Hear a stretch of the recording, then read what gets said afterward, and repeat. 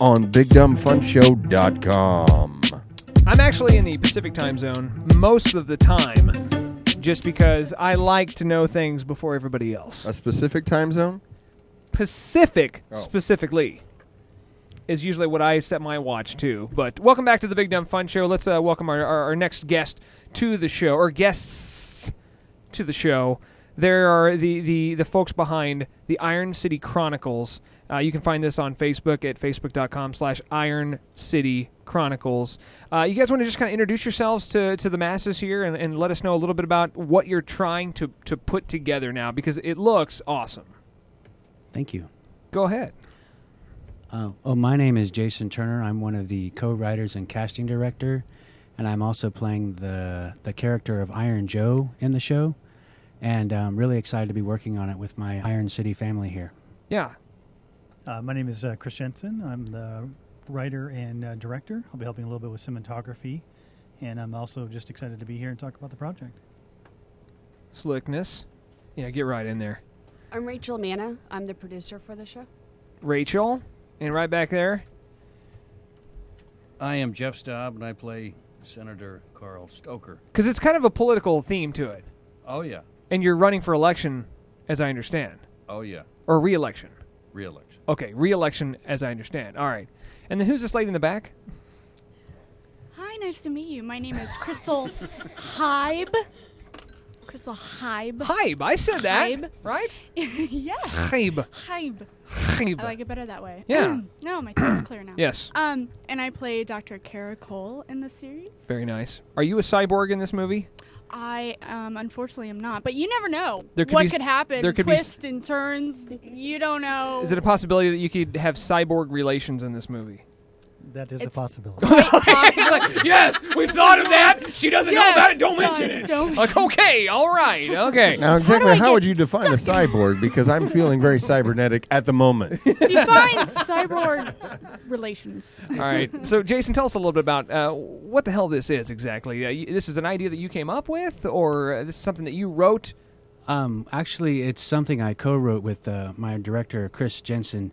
And essentially, we like the idea of transhumanism. It's kind of a broad subject, but essentially it's just something that we came up with, and we've been working on it for a little over a year now. Transhumanism? Yes. Okay. And Chris, you could probably explain Is that a better thing, than I or did can. you just make this up? No, Chris, did he just make this up? No, I don't think so. Oh, Like, okay. I'm pretty sure that I made it up. Oh, you made like, I want to take credit for this. Yeah, let me just. Transhumanism is what? It's basically just the integration of man and machine. It's if you look back into various conspiracy theories, there's been something around with the Illuminati for years, where they kind of believe that eventually we will be turned into robot slaves of the upper echelon of population and controlled. I could see that. He's really smart. I could see it. Are you half robot?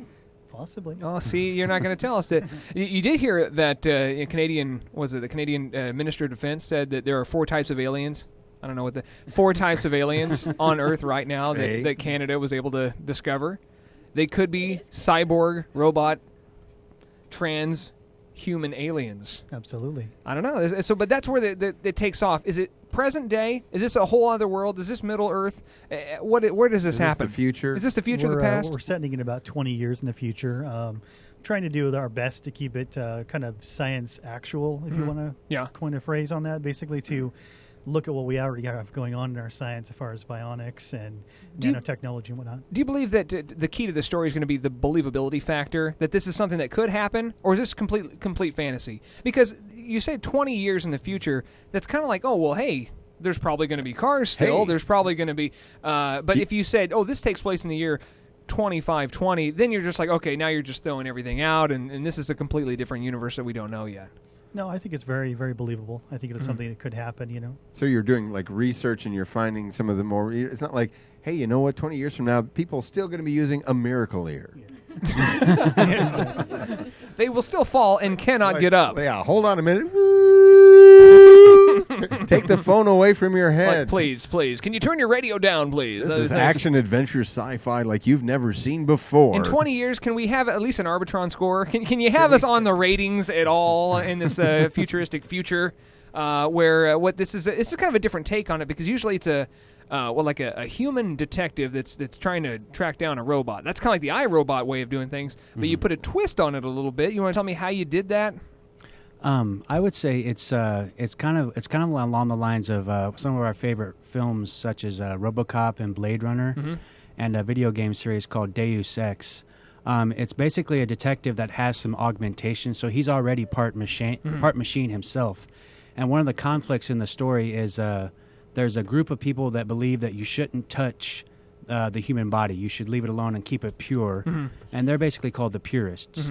And then there are religions like that, though. Like if you get an arm lopped off, you got to wrap it up, put it in some Tupperware, and save it until you die. Exactly, yeah. Because you want to go to heaven with your index finger or whatever was lopped off.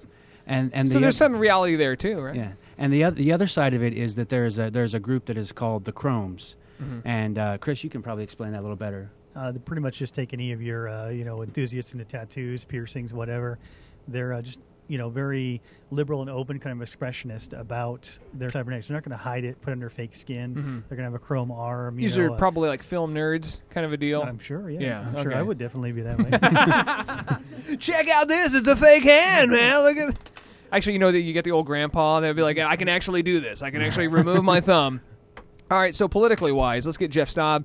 What exactly is your role? Are you a robot that you know of in this movie? Half robot? Are there any cryogenetic things going on with you?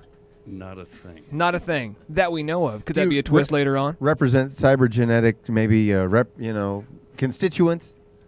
We all turn into robots. Purely political.